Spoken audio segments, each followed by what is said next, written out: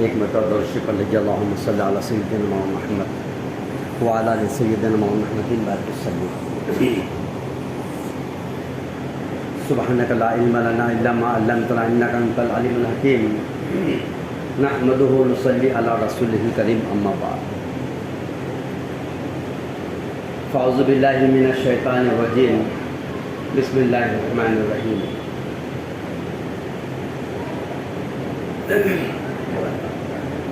والعصر ان الانسان لفی خسر الا الذین آمنوا وعملوا الصالحات وتواصوا بالحق وتواصوا بالصبر، صدق اللہ العظیم۔ محترم بزرگوں، دوستوں، اللہ تعالیٰ بندے سے 70 ماؤں سے زیادہ محبت کرتے ہیں اور ہر بندے سے محبت کرتے ہیں، چاہے وہ کتنا ہی نافرمان ہو۔ ایک ماں جو محبت کرتی ہے اپنی اولاد سے، ہم سب جانتے ہیں کہ اولاد کے لیے وہ کیا کچھ کر سکتی ہے۔ وہ محبت کا ہم اندازہ بھی نہیں لگا سکتے کہ اس کو محبت کتنی ہے اپنی اولاد سے۔ ایسی 70 ماؤں سے زیادہ محبت اللہ ایک بندے سے کرتے ہیں۔ اسی لیے اللہ چاہتے ہیں کہ میرے بندے دنیا میں بھی کامیاب ہو جائے اور مرنے کے بعد کی آخرت کی زندگی میں بھی ہمیشہ ہمیشہ کے لیے وہ کامیاب ہو جائے۔ یہ اللہ چاہتے ہیں، لیکن یہ کب ہوگا؟ جب ہماری بھی چاہت یہی ہو جو اللہ چاہتے ہیں، تب ہوگا۔ اللہ تعالیٰ بندے کو موقع فراہم کرتے ہیں نیکیوں پہ چلنے کے لیے، بار بار موقع دیتے ہیں۔ جمعہ کی نماز کے ذریعے سے بلا کر جمعہ کا ایک عمل کرا کر اس کو نیکیوں کا حقدار بنا دیتے ہیں۔ مہینوں میں رمضان مبارک کا مہینہ دیتے ہیں، اور رمضان مبارک کی مہینے کی برکت سے، اس روزوں کی برکت سے، اس تراویح کی برکت سے، ان راتوں کی برکت سے اللہ تعالیٰ کیا کرتے ہیں؟ بندے کے سارے گناہوں کو معاف فرما دیتے ہیں۔ پھر اللہ بڑی راتیں دیتے ہیں، اور ان راتوں کے ذریعے سے کہ میرا بندہ کسی نہ کسی بہانے سے وہ میرے طرف آ جائے۔ ہمیشہ اللہ اس بات کے انتظار میں رہتے ہیں کہ میرا بندہ آج تو بھی توبہ کرے گا، کل تو بھی توبہ کرے گا، صبح تو بھی کرے گا، رات میں تو بھی کر لے گا۔ اور اللہ جانتے ہیں کہ اگر یہ بغیر توبہ کے میرے پاس آ گیا تو یہ نہیں جانتا اس کے ساتھ کیا ہونے والا ہے، اور اللہ کو معلوم ہے۔ ہم جو غفلتوں میں نافرمانی کرتے ہیں، اللہ کے حکم کو توڑ دیتے ہیں، اس کی سزا کا اگر ہم کو یقین آ جائے تو جنگلوں میں بھاگتے پھریں گے، آنکھوں میں آنسو ختم ہو جائے گے، خون کے آنسو بہنا شروع ہو جائیں گے دنیا کے اندر ہی۔ مارے غم کے کھانا پینا چھوڑ دیں گے، اپنے بالوں کو لوٹنا شروع کر دیں گے۔ اللہ یہ کتنا بڑا مسئلہ ہے آخرت کا، کتنا بڑا مسئلہ ہے قبر کا، کتنا بڑا حشر کا مسئلہ ہے، اور کتنی ساری گھاٹیاں آنے والی ہے، اور ہم اس سے بے فکر تھے۔ تیرا حکم جو تو ہم پر آ جاتا تھا، اذان ہو جاتی تھی، رمضان کا مہینہ آ جاتا تھا، روزے فرض ہو جاتے تھے، اور ہم اس کو غفلتوں سے چھوڑ دیتے تھے۔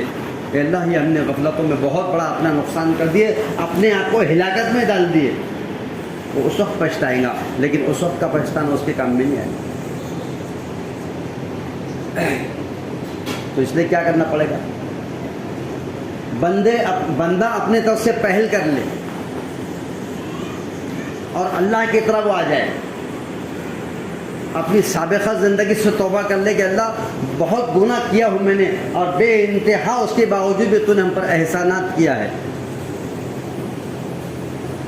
تو کرم فرما کر اور بہت سارے فضل فرما کر، بہت سارے احسانات کی بارش کر کر بھی تو نہیں تھکا، میں گناہ کر کے تھک گیا ہوں اللہ۔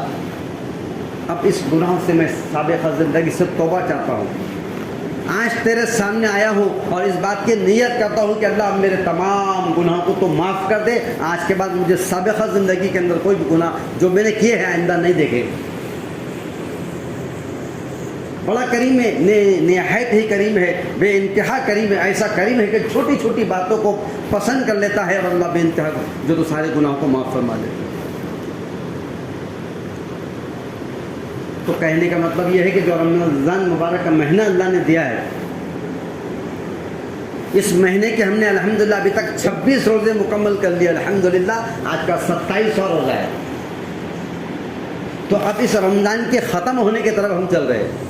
ختم ہو رہا کہ شروع ہو رہا مہینہ؟ ختم ہو رہا. یہ تو ان لوگوں کا ختم ہوا جو حافظ قرآن تھے، جن کی ذمہ داری تھی آپ لوگوں کو قرآن پاک سنانے کی، وہ ان کا ختم ہو گیا. ہمارا ختم نہیں ہوا، ابھی ہمارا شروع ہو رہا ہے.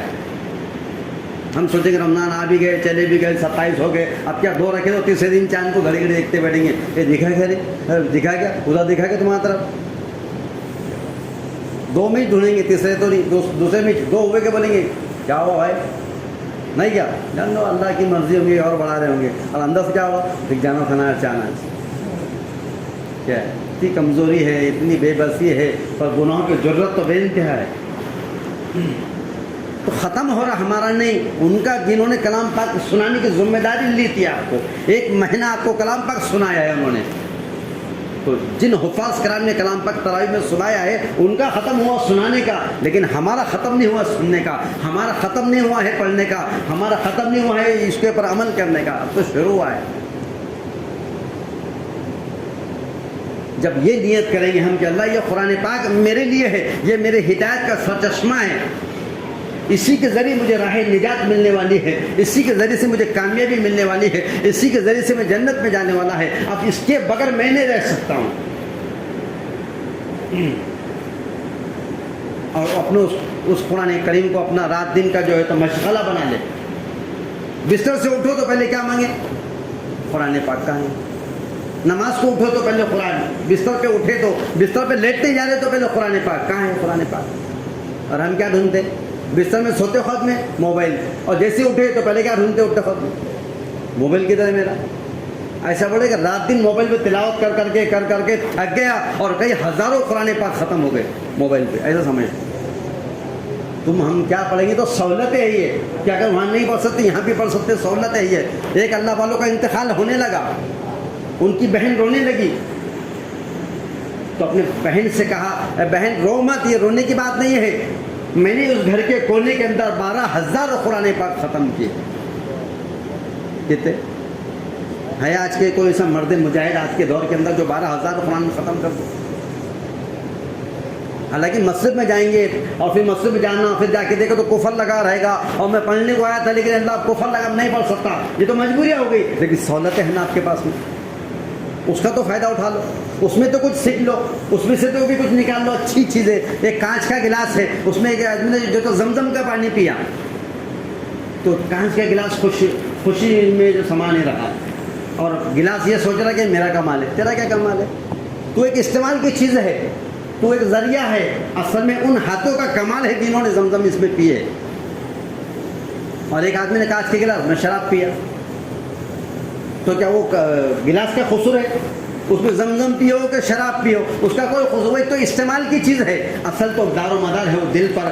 جس کا دل کے اندر اگر روحانیت بنی ہوگی، اس کے دل میں ڈر خوف پیدا ہوگا، تو پھر وہ اپنے ان اعضاء کا اسباب کا صحیح استعمال کرے گا. اور جس کے دل کی دنیا ویران ہو گئی، جس کی دل کی دنیا بھٹی بگڑ گئی، جس کے دل کے اندر ویرانیت چھا گئی، جس کے دل کے اندر اندھیرا چھا گیا ہے، تو اس کو کچھ روشنی نظر نہیں آئے گی، تو پھر وہ بجائے زمزم کے پانی پینے کے وہ اس میں شراب پی گا، بجائے قرآن پڑھنے کے موبائل میں وہ ایسی چیزیں دیکھیں گا جو حرام ہے. سارے جسم کے اندر سب سے جو بادشاہی میں ہمارے تمام اعضاء کا جو بادشاہ رئیس الاعضاء جو ہے ہمارا، وہ ہمارا دل ہے. یہ دل صحیح ہو گیا، اس میں ڈر آ گیا، اس میں خشیت آ گئی، اس میں اللہ کے جو تو دھیان آ گیا، اور اللہ تعالیٰ کی جو تو اس میں وجدان بن گیا، تو پھر اب یہ صحیح ہو گیا تو سارے اعمال بدن سے نکلنے والے صحیح ہو گئے. اگر دل کی بھٹی بگڑ گئی تو یہ انسان نما انسان تو ہوگا، لوگ اس کو انسان کہہ سکتے ہیں، یہ انسان دکھ سکتا ہے. جب یہ آئینے کے سامنے جائے گا تو انسان ضرور دکھے گا، لیکن اس کے اندر سے یہ کنگال ہوگا، اس کے اندر وہ صفات نہیں ہوں گی جو انسانوں میں ہوتی ہے. یہ انسان کی شکل ضرور دیکھیں گی، جانور کو اور انسان کو بازو میں کھڑا کر تو فرق واضح ہو جائے گا، یہ انسان یہ جانور ہے، لیکن اس کی صفات کے اعتبار سے، اس کے اندر کی خوبیوں کے اعتبار سے یہ انسان نہیں ہوگا. انسان نما تو ہو سکتا ہے، یہ انسان نہیں ہوگا، کیونکہ اندر کی بھٹی بگڑ گئی. پھر یہ دھوکہ دینے میں ڈرے گا نہیں، یہ جھوٹ بولنے میں ڈرے گا نہیں، کسی کی جان لینے میں ختم کرنے میں ڈرے گا نہیں، خود اپنی جان کو بھی مارنے کو ختم کرنے کو بھی ڈرے گا. جو صفاتوں سے مزین ہونا چاہیے تو وہ نہیں تھی اس کے اندر. शक्ली एतबार से इंसान बन गया, सिफाती एतबार से इंसान नहीं बना। और जो कुरान करीम में जो सिफात है हमारे पास, जो कुरान करीम में सहाबा की सिफात है, वो सिफतों को अपनाना, उससे इंसानियत के अंदर निखार पैदा होता है। जैसा पत्थर होते हैं, कोई बड़ा पत्थर रास्ते में फेंक दे, कोई भी तकलीफ के मारे उसको जो तो कहने कहेगा ये रास्ते में कैसे फेंक दो, उठाओ। लेकिन वही पत्थर को जब तराशते हैं तो तराशने के बाद उसमें निखार पैदा होता है, लोग पैसे दे के खरीदते हैं।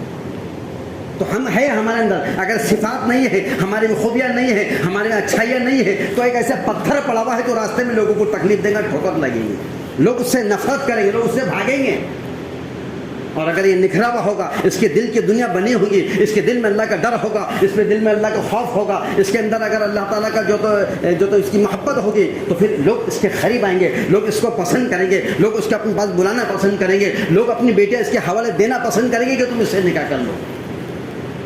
बरकत जब अंदर का बन जाए, और ये अंदर के बनाने के लिए हमको मस्जिदों में आकर ऐसी दीन की बातें सुनना, मस्जिद वाले आमाल में होना, अल्लाह के रास्ते में निकलना, जिक्र की मजलिस में बैठना, तालीम के हलकों में बैठना, इससे अंदर का जो बिगाड़ है वो ख़त्म होगा और अच्छाई अंदर आएंगी, तो इसके अंदर निखार पैदा होगा। अल्लाह से दुआ है कि अल्लाह ताला हम सबको अमल करने की तौफीक अता फरमाए।